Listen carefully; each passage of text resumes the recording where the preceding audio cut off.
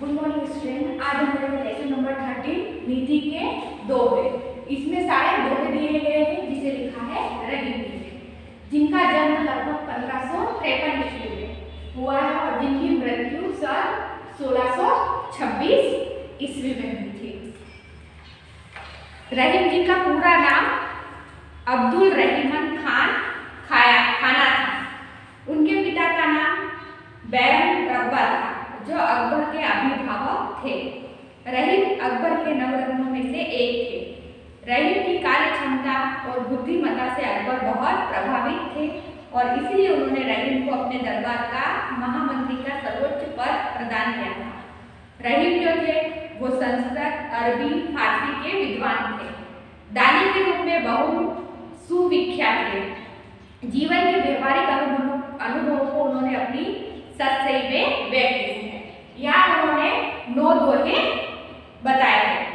प्रथम दोहे में परहित की भावना, दूसरे दोहे में सही संबंध की रीत और सच्चा प्यार, तीसरे दोहे में छोटी चीज का महत्व, चौथे दोहे में सही दीन बंधु की बात की गई है, पांचवें दोहे में कड़वे वचन बोलने वाले की स्थिति का वर्णन है, छठवें दोहे में उत्तम व्यक्ति की प्रवृत्ति, सातवें दोहे में बिगड़ी हुई बात को छोड़ देने की, आठवें दोहे में धैर्य का महत्व तथा अंतिम दोहे में किसी से मांगना नहीं चाहिए, इस बात को उन्होंने बताया है। जैसे कविता का सार ये है कि सज्जन परोपकार के लिए धन का संग्रह करते हैं, विपत्ति में ही सच्चे मित्र की पहचान होती है, साधारण चीजों का भी अपना महत्व होता है इसलिए उनकी उपेक्षा नहीं करनी चाहिए, दीनों पर दया करने वाले दीन बंधु ईश्वर के समान होता है, मुख से कड़वे वचन बोलना अपराध है, इसकी सजा मिलनी चाहिए, उत्तम स्वभाव वाले गुरुओं के साथ रहकर भी उनसे प्रभावित नहीं होते, बात बिगड़ जाने पर उसे सुधारना संभव नहीं है, विपत्ति में ही अपने पराये की पहचान होती है, मांगने की वृत्ति तो बुरी है ही पर उससे बुरी बात किसी को देने से इनकार करना है। इस तरह ये 9 दोहों का सार है। अब हम एक एक दोहे को पढ़ेंगे। फर्स्ट, तरुवर फल नहीं खात है, सरवर पिए ही न पान, कही रही प्रकाश ही, संपत्ति सूचे ही सुजान। तरुवर मीन्स होता है वृक्ष या पेड़, सरवर मीन्स सरोवर या तालाब, पान मीन्स पानी, प्रकाश मीन्स परोपकार या दूसरों की भलाई, सूचे ही मीन्स होता है संग्रह करते हैं, सुजान मीन्स सज्जन या ज्ञानी पुरुष। तरुवर फल नहीं खात है, सरवर पिए ही न पान, कही रही मन प्रकाश ही, संपत्ति सूचे ही सुजान। रहीम जी कहते हैं कि पेड़ अपने फल नहीं खाते हैं और सरोवर अपना पानी नहीं पीते। इसी प्रकार ज्ञानी पुरुष परोपकार के लिए ही धन संपत्ति का संग्रह करते हैं। रहीम जी कहते हैं कि पेड़ अपने फल नहीं खाते हैं और सरोवर अपना पानी नहीं पीते। इसी प्रकार ज्ञानी पुरुष परोपकार के लिए ही धन संपत्ति का संग्रह करते हैं। दूसरा, कही रहीम संपत्ति सगे, बनत बहुत बहुरीत, विपत्ति कसोटी जे कसे, तेई साचे मीत। सगे मतलब जो अपने रिश्तेदार है वो, बहु मीन्स बहुत, रीत मीन्स प्रकार, विपत्ति मीन्स बुरा समय, कसोटी सच्चे झूठे की पहचान कराने वाली परीक्षा, तेई मीन्स वेही, मित मीन्स मित।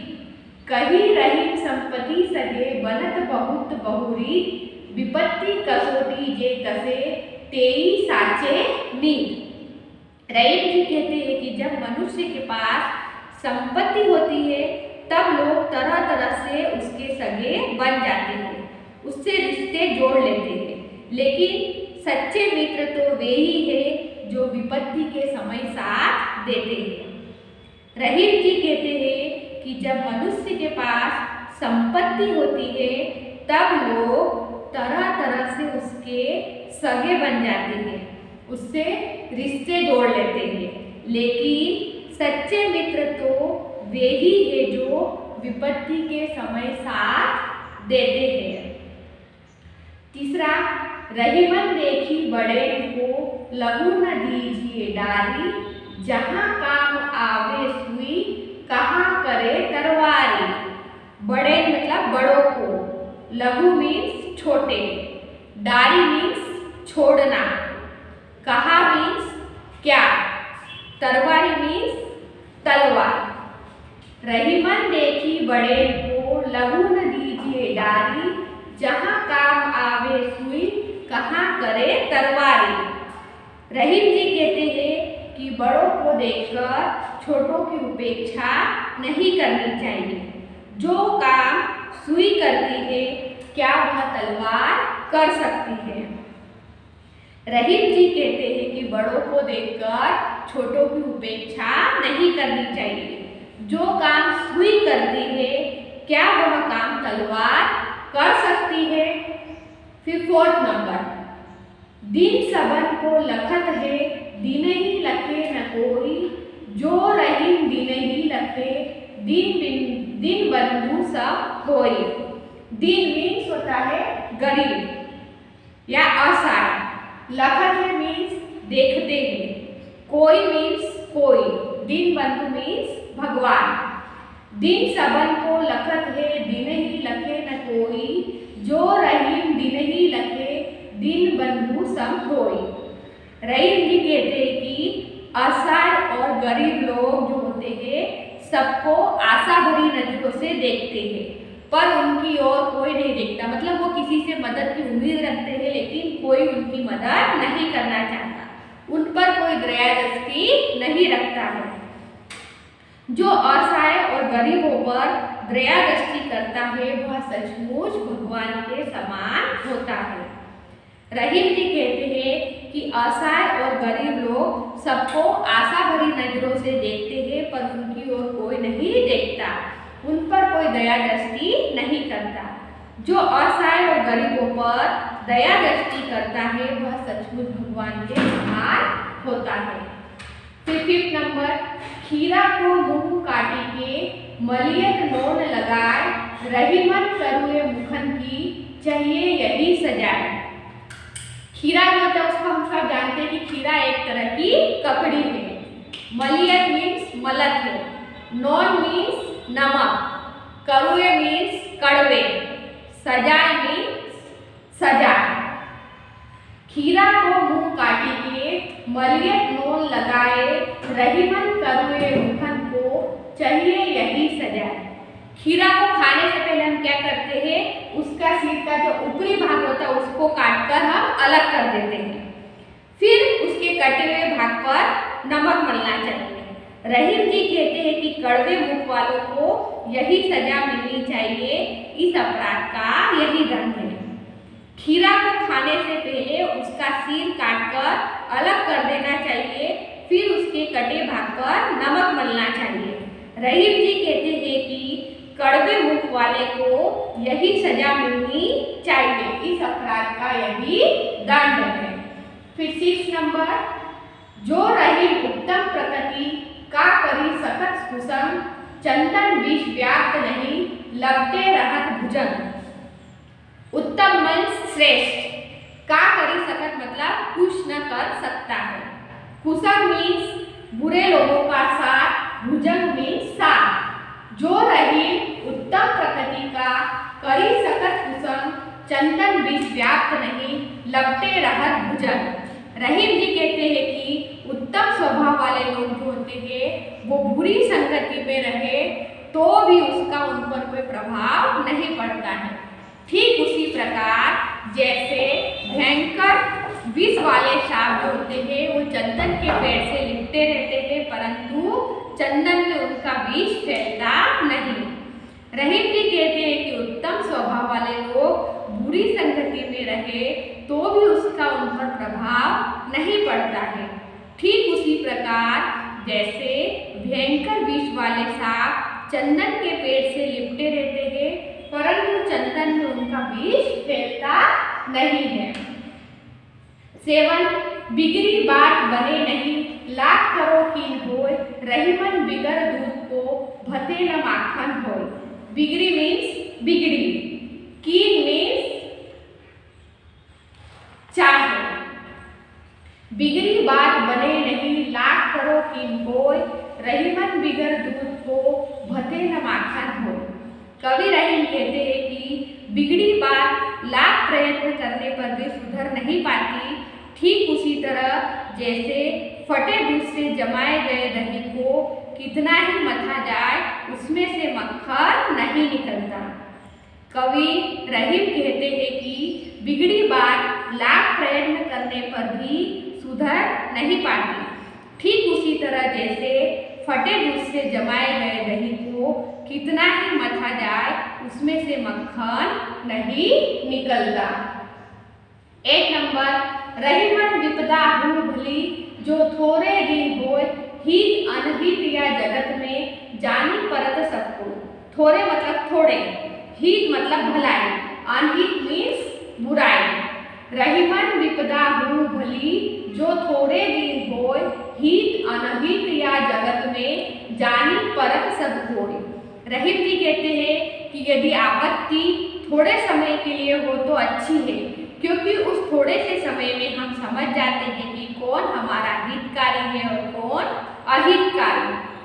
रहीम जी कहते हैं कि यदि आपत्ति थोड़े समय के लिए हो तो अच्छी है, क्योंकि उस थोड़े से समय में हम समझ जाते हैं कि कौन हमारा हितकारी है और कौन अहितकारी। 9 नंबर, रहीमन वे नर मर चुके जे गेहूं मांगन जाही, उनसे पहले वे मुए जिन मुख निकसत नाही। नर मीन्स मनुष्य, मांगन मीन्स मांगने, मुए मीन्स मर गए, निकसत मीन्स निकलते हैं। रहीम जी कहते हैं कि वे मनुष्य तो जिंदा होते हुए मरे हुए हैं जो दूसरों के दरवाजे मांगने जाते हैं, परंतु उनसे भी पहले वे मर गए जिनके मुख से नहीं शब्द निकलता है, जो मांगने वाले को देने से इनकार कर देते हैं। रहीम जी कहते हैं कि वे मनुष्य तो जिंदा होते हुए भी मरे हुए हैं जो दूसरों के दरवाजे मांगने जाते हैं, परंतु उनसे भी पहले वे मर गए जिनके मुख से नहीं शब्द निकलता है, जो मांगने वाले को देने से इनकार कर देते हैं। इस तरह हमारे 9 नीति के दोहे जो रहीम जी ने लिखे ये पूरे हुए हैं। अब 1 वर्ड आंसर। रहीम के अनुसार संपत्ति का महत्व क्या है? तो रहीम के अनुसार संपत्ति का यह महत्व है कि उससे दूसरों का भला किया जा सके। छोटों का तिरस्कार क्यों नहीं करना चाहिए? छोटों का तिरस्कार नहीं करना चाहिए क्योंकि जो काम वे करते हैं वह बड़े नहीं कर सकते। सुई का काम कौन नहीं कर सकता? तो सुई का काम तलवार नहीं कर सकती। उत्तम प्रकृति का क्या लक्षण है? उत्तम प्रकृति का यह लक्षण है कि बुराई के बीच रहकर भी वह अपनी अच्छाई नहीं छोड़ती है। बिगड़े दूध से क्या नहीं निकलेगा? बिगड़े दूध से मक्खन नहीं निकलेगा। शीशे क्यों नहीं चाहिए? मांगने के बारे में रहीम क्या कहते हैं? रहीम जी कहते हैं कि मांगना मृत्यु के समान है। रहीम जी किनको मरा हुआ मानते हैं? रहीम जी मांगने वालों को और देने से इनकार करने वाले को मरा हुआ मानते हैं। थोड़े दिन की विपत्ति भली क्यों है?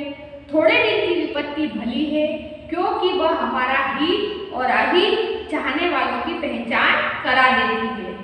हितकारी और अहितकारी की पहचान कब होती है?